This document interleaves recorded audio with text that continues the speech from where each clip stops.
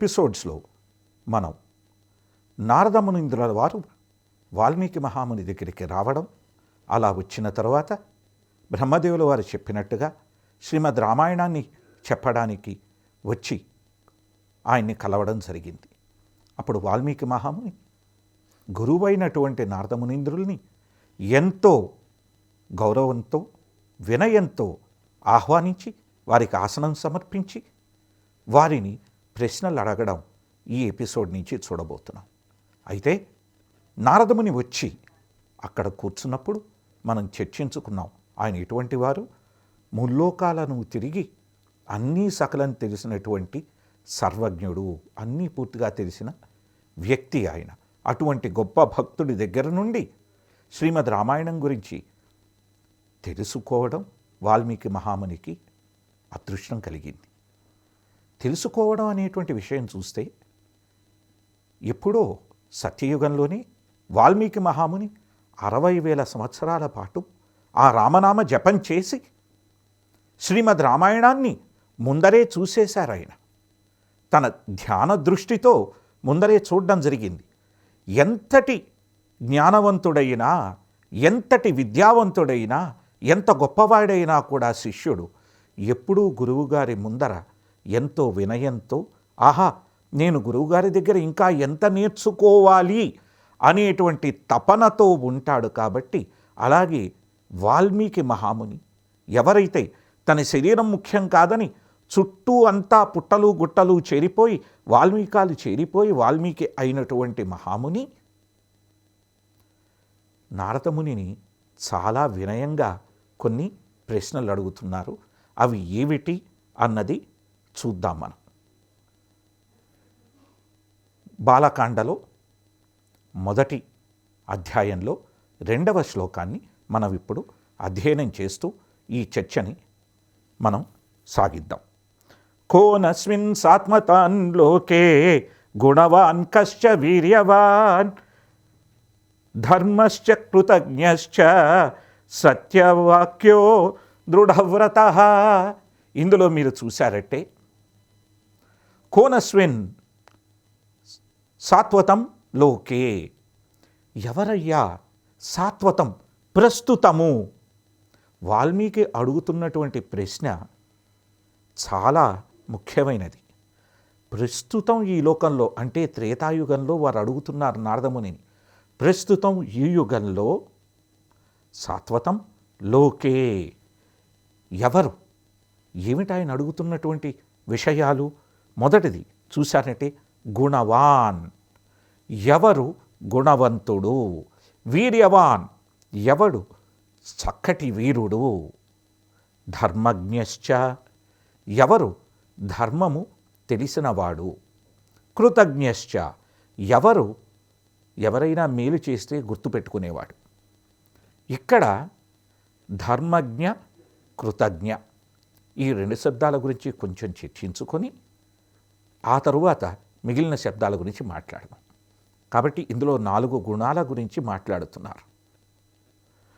మొట్టమొదటి గుణం మీరు చూశారంటే గుణవంతుడు. మొట్టమొదటి గుణమే గుణవంతుడు. 2వ గుణం వీరుడు. 3వ గుణం ధర్మాన్ని తెలిసినవాడు. 4వ గుణం కృతజ్ఞత కలిగినవాడు. కృతజ్ఞత అంటే ఎవరైనా ఏదైనా సహాయం చేస్తే మనకి మేలు చేశారు గనక, ఆహా వాడు సహాయం చేశారు కదా అని గుర్తుపెట్టుకోవడం కృతజ్ఞత. ఇప్పుడు కృత అంటే ఎవరైనా చేసినటువంటిది, జ్ఞా అంటే దాని గురించి జ్ఞానం కలగడం, అది తెలియడం, లేదంటే అది గుర్తుపెట్టుకోవడం అనర్థం. ఈ ధర్మజ్ఞత కృతజ్ఞత అనేటువంటి శబ్దాల్ని తీసుకుంటే ధర్మజ్ఞ అంటే ధర్మం అనేది ఏమిటో తెలుసుకోవడం, తెలుసుకొని దాన్ని గుర్తుపెట్టుకొని ఆ ప్రకారం జీవితాన్ని నడపడం ధర్మజ్ఞ. కృతజ్ఞత అంటే ఎవరైనా చేసినటువంటి సహాయాన్ని గుర్తుపెట్టుకొని దాని ప్రకారం వారితో చాలా అభిమానంగా, వారి పట్ల ఎంతో అభిమానంతో ఉండడం, ఆహా వీళ్ళింత సహాయం చేశారే అని గుర్తుపెట్టుకోవడం. ఈ 2 గుణాలు కలవాడు ప్రస్తుతం ఎవరు? దానితో పాటు అన్ని రకాలైన గుణాలు ఉన్నవాడెవడు? అందులో వీరుడు కూడా ఎవరు? ఈ ప్రశ్నలో అడుగుతున్న గుణాలలో చాలా ముఖ్యమైన విషయాలు ఉన్నాయి. కృతజ్ఞత గురించి ముందర మాట్లాడుకుందాం. ఆ కాలంలో సీతాదేవిని రావణాసురుడు ఎత్తుకుపోతూ ఉంటే రావణాసురుడితో మొట్టమొదట సీతాదేవి ఆర్తనాదాలు విని యుద్ధం చేసినటువంటి వారు ఎవరు? ఒక పక్షి, ఒక గద్ద, జటాయువు. ఈ జటాయువు యుద్ధం చేస్తే రావణాసురుడిని ఎంతో గోళ్లతో రక్కి పొడిచి ఎన్నో ఇబ్బందులు పెడుతూ ఉంటే చివరికి తట్టుకోలేక రావణాసురుడు కత్తి తీసుకొని ఆ జటాయువు 2 రెక్కలు కోసేస్తే నేల మీద పడిపోయింది జటాయువు. భూమి మీద పడినప్పుడు రామలక్ష్మణులు సీతమ్మ వారిని వెతుక్కుంటూ వస్తూ జటాయువును చూశారు. ఇక్కడ చాలా గొప్ప విషయం ఏమిటి? జటాయువును చూసి జటాయువుతో మాట్లాడితే దక్షిణం వైపుకి సీతమ్మ వారిని ఎత్తుకు వెళ్ళాడు అనేది చెబుతూ శ్రీరామచంద్రుల వారి చేతుల్లో ప్రాణాలు విడిచాడు జటాయువు. శ్రీరామచంద్రుల వారి చేతుల్లో ప్రాణాలు విడిచే ముందర దక్షిణం వైపుకు వెళ్ళాడని చెప్పగలిగాడు శ్రీరామచంద్రుల వారికి. ఇక్కడ మనం 2 విషయాలు గుర్తుపెట్టుకోవాలి. శ్రీరామచంద్రుల వారు ఎటువంటి వ్యక్తి అయ్యా అంటే నరరూపంలో ఉన్నా కూడా ఆ స్వామివారు పశుపక్షాదులతో మాట్లాడగలిగారు, వానరులతో మాట్లాడగలిగారు, ఇక్కడ జటాయువుతో మాట్లాడారు. జటాయువు కూడా ఆయనకు తెలిసేలాగా సమాధానం ఇవ్వగలిగారు. సీతాదేవిని ఎవరో ఎత్తుకుపోయారు అంటే పరమాత్మగా ఉన్నటువంటి శ్రీరామచంద్రుల వారు, అందరిలోనూ ఉన్నటువంటి శ్రీరామచంద్రుల వారు ప్రతి జీవితోనూ ఆ జీవికి ఉన్న జ్ఞాన పరిమితి ప్రకారం మాట్లాడగలుగుతారు అనేది మనకి లీలలో స్వామివారు చూపిస్తున్నారు. అది పక్షి దేహంలో ఉన్న, జంతువు దేహంలో ఉన్న, మనిషి దేహంలో ఉన్న వాళ్లతో ఆయన ఆ ప్రకారం లావాదేవీలు పెట్టుకుంటారు. ఇది మనకి ఇక్కడ చూపిస్తున్నటువంటి విషయం. ఎందుకంటే భగవద్గీతలో స్వామివారు చెప్తారు, ఏ యథామాం ప్రపద్యంతే స్తాం తదైవ భజామ్యహం. ఎవరైతే నన్ను శరణు పొందుతారో వాళ్ళు శరణు పొందినంత వరకు నేను వాళ్ళతో సంప్రదింపులు చేస్తూ ఉంటాను, వాళ్ళతో నేను కలిసి ఉంటాను, వాళ్ళతో సంబంధ బాంధవ్యాలతో ఉంటాను అని. ఈ విషయాలు మనం ముఖ్యంగా గుర్తుపెట్టుకోవాలి. జటాయువు స్వామివారి సేవగా అమ్మవారిని రక్షించాలని ప్రయత్నిస్తే స్వామివారి చేతుల్లో ప్రాణాలు వదిలితే అతనికి దహన సంస్కారాలు కూడా చేసింది స్వామివారి. అయితే అప్పటికి వానరుల్ని కలవలేదు స్వామివారు. కానీ వానరులు మీరు చూశారంటే హనుమంతుల వారు, అంగదుల వారు, జాంబవంతుడు, మిగిలిన వానరసేనంతా కూడా దక్షిణ దిశగా వెళ్ళారు. ఆ తర్వాత ఇది జటాయువు చనిపోయిన తర్వాత చాలా రోజులకి జరిగిన విషయం. సుగ్రీవుల వారిని శ్రీరామచంద్రుల వారు కలవడం, ఆ తర్వాత వానరసేన సహాయం తీసుకోవడం, ఇవంతా చాలా రోజుల తర్వాత జరిగింది. వాలిని చంపడం, ఆ తర్వాత సుగ్రీవునికి రాజ్యాభిషేకం, ఇవన్నీ తర్వాత జరిగాయి. దానికి ముందరే మన జటాయువు మరణించడం జరిగింది. కానీ ఆ వానరసేన దక్షిణ దిశగా వెళ్ళి రామేశ్వరంలోనే ఆ సముద్రం దగ్గరకు వెళ్ళి కూర్చున్నారు. ఈ సముద్రాన్ని ఎలా దాటాలి అని ఆలోచిస్తూ ఉన్నారు. దాటలేకపోతే నేను ప్రాణత్యాగం చేస్తాను అని చెప్పి అంగదుడు అనడం కూడా జరిగింది. జరుగుతూ ఉంటే అక్కడ ఒక ముసలి గద్ద ఉండింది. ఆ గద్ద పేరు సంపాతి. హాస్యమాడుతూ ఉండింది. నేను ముసలి అయిపోయి నాకు రెక్కలు కాలిపోయాయి, నేను ఎక్కడికి వెళ్ళలేకపోతున్నాను, నాకు సరిగ్గా వేల సంవత్సరాలుగా ఆహారం లేదు, మీరందరూ ఒక్కొక్కడు చచ్చిపోతూ ఉండండి, నేను చక్కగా తింటానని ఆనందపడుతూ ఉండింది ఆ గద్ద. ఈ లోపల ఈ మాటలు ఆ గద్ద భావాల్ని తెలుసుకుని వానరులు ఏమన్నారు, పోనీలే ఎలాగూ శ్రీరామచంద్రుల వారికి సేవ చేయలేకపోతున్నాము, కనీసం శ్రీరామచంద్రుల వారి సేవ చేసిన జటాయువు వంశస్థులో లేదంటే వాళ్ళ జాతి వాళ్ళు అయినటువంటి ఈ గద్దకి మన ఆహారమైనా బాధ లేదంటే ఆ జటాయువు అనే మాట ఆ సంపాతి విని ఏమిటి జటాయువు అని మాట్లాడారా అని అడిగింది.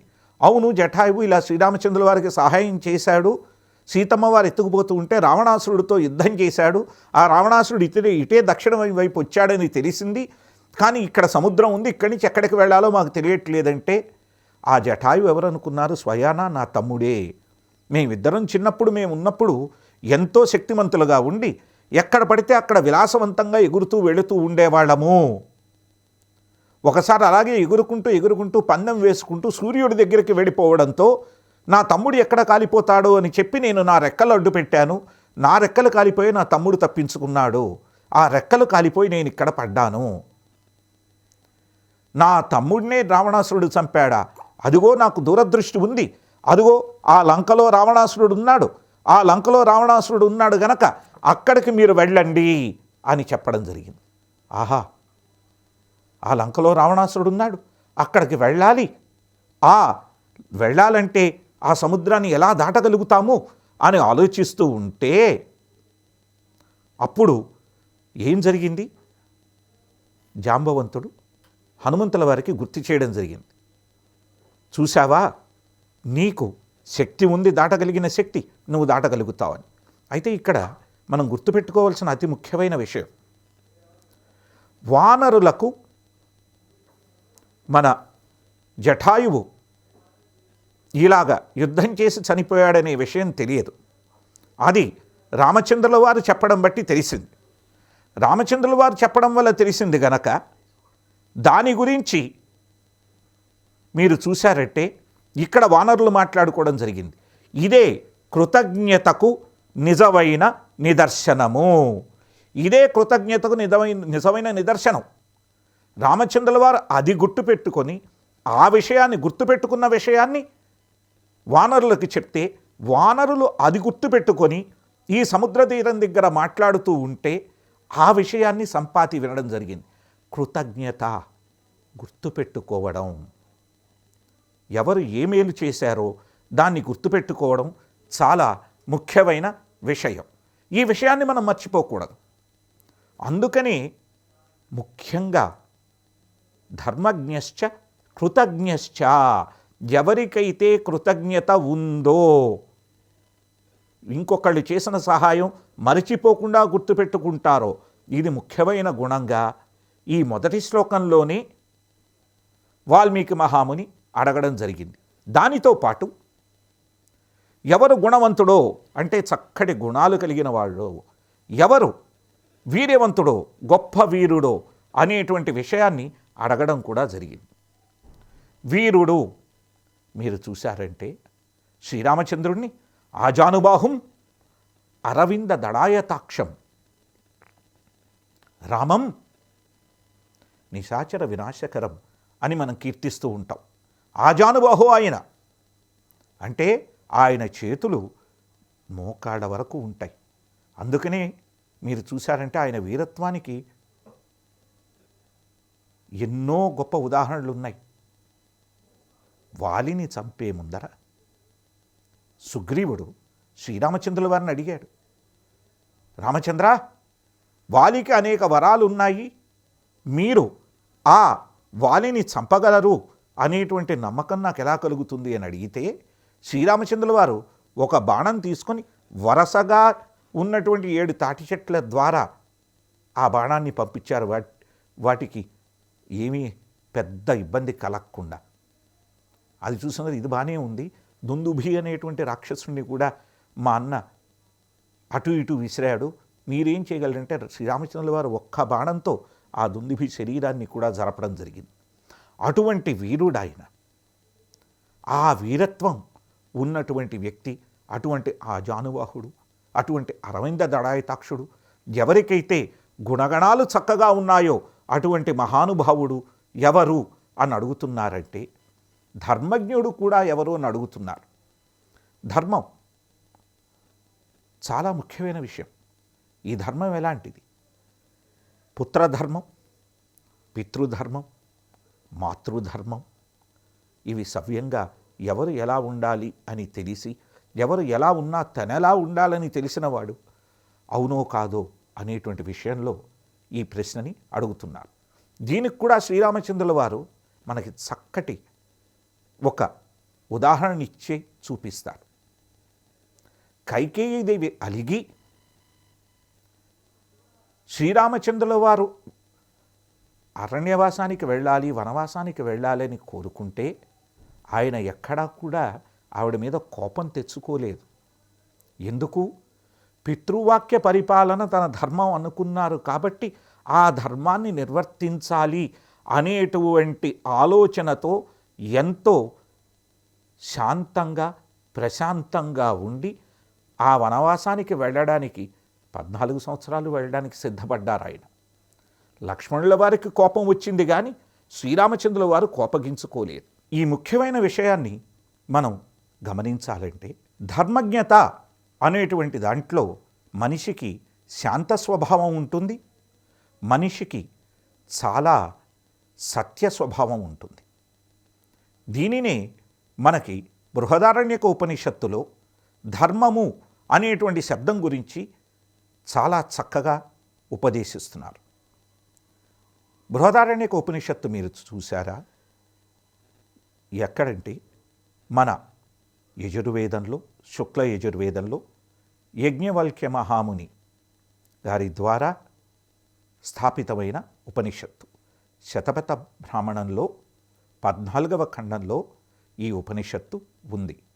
ఆ ఉపనిషత్తులో ధర్మం గురించి చెప్తున్నటువంటి విషయం చాలా అద్భుతంగా ఉంటుంది.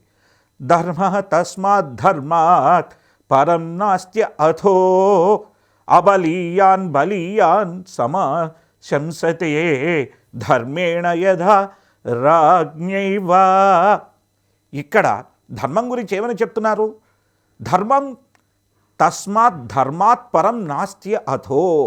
ఇక్కడ ధర్మం కంటే గొప్పది ఇంకొకటి లేదయ్యా. ఆ ధర్మం ఎటువంటిది? అబలీయాన్ బలీయాన్ సమాశంసతే ధర్మేణ యథా రాజ్ఞైవ. ధర్మబద్ధంగా నడుచుకునేటువంటి ఒక ప్రజ రాజు కంటే కూడా గొప్పగా అధికారం కలిగినట్టు ఉంటాడు అని బృహదారణ్యక ఉపనిషత్తులో మనకి చెప్పబడుతోంది. ఈ బృహదారణ్యక ఉపనిషత్తులన్నిటినీ కూడా మౌక్తికాలు అంటారు. మనకుండే 108 ఉపనిషత్తులని మౌక్తికాలు అంటే గురువుగారు చెప్తూ ఉంటే శిష్యులు పక్కన కూర్చొని వాటిని విని నేర్చుకున్నది రాయడం. అంటే వాక్కు ద్వారా, నోటి ద్వారా వారు గురువు చెప్పింది శిష్యుడు విని తర్వాత రాసుకున్నవి ఈ మౌక్తికాలు. దీనిలో వారి గురువుగారి దగ్గర నుండి ఏం నేర్చుకున్నారు? యజ్ఞవల్క్య మహాముని ధర్మం అనేటువంటిది బలం లేనివాణ్ణి కూడా రాజు కంటే బలవంతుణ్ణి చేస్తుంది. ఎందుకంటే ధర్మబద్ధంగా నడుచుకునే వాడికి ఎటువంటి ఇబ్బందులు ఉండవు. దీని అర్థం ఏమిటి? ధర్మం అనేటువంటిది ఏమిటి అంటే యో వై సధర్మ సత్యం వై తత్ తస్మాత్ సత్యం వదంతమాహుర్ ధర్మం వదతీతి ధర్మం వదంతి సత్యం వదతిత్వ ఏతద్యేవైతదుభయం భవతి. ఇక్కడ మీరు చూసారా? ఆ ధర్మమే సత్యము, ఆ సత్యమే ధర్మము. సత్యము ధర్మము రెండూ కూడా సత్యవంతుడైతే ధర్మవంతుడవుతాడు, ధర్మవంతుడైతే సత్యవంతుడవుతాడు అని ఈ ఉపనిషత్తులో చెప్పబడింది. ఈ ఉపనిషత్తులో మీరు చూశారంటే ఇది కూడా త్రేతాయుగంలో జరిగినటువంటి చర్చే. ఇందులో మొట్టమొదటి చర్చ ఈ యజ్ఞవల్క్య మహాముని జనక మహారాజు కొలువుకొస్తే జనక మహారాజుకి యజ్ఞవల్క్య మహామునికి మధ్యన ఈ సృష్టి స్థితి లయల గురించి, జీవాత్మ తత్వం గురించి, సృష్టి కారణాల గురించి చర్చ జరుగుతుంది. ఆ చర్చ జరిగిన తరువాత ఆ కాలంలోనే ముని అయినటువంటి శ్రీమూర్తి గర్గి వాచస్కరి ఆవిడ గర్గముని పుత్రిక. ఆవిడకు యజ్ఞవల్క్య మహామునికి కూడా వాళ్ళిద్దరి మధ్యన ఆ జనక మహారాజు సభలో బ్రహ్మతత్వం గురించి, ఆ బ్రహ్మతత్వం అంటే ఏమిటి అనేటువంటి విషయం మీద చాలా చక్కటి చర్చ జరుగుతుంది. ఈ చర్చనంతటినీ కూడా చక్కగా నిక్షిప్తం చేసి ధర్మమే సత్యము అని మనకు నేర్పించేటువంటి గొప్ప ఉపనిషత్తు బృహదారణ్యక ఉపనిషత్. ఈ బృహదారణ్యక ఉపనిషత్, బృహత్ అంటే గొప్పది, ఆరణ్యక ఆ అడవిలోని సౌందర్యాన్ని చెప్పేటువంటిది అనేటువంటి ఉపనిషత్తు బృహదారణ్యక ఉపనిషత్. కాబట్టి వచ్చే ఎపిసోడ్లో బృహదారణ్యక ఉపనిషత్తులో ఏం చెప్పారు అనేటువంటిది చర్చించుకుందాం. మీరు స్వామివారిని నిరంతరం ధ్యానం చేయండి. హరే కృష్ణ కృష్ణ కృష్ణ హరే హరే, హరే రామ రామ రామ హరే హరే అనే మహామంత్రాన్ని ధ్యానం చేస్తూ తరించండి. హరే కృష్ణ.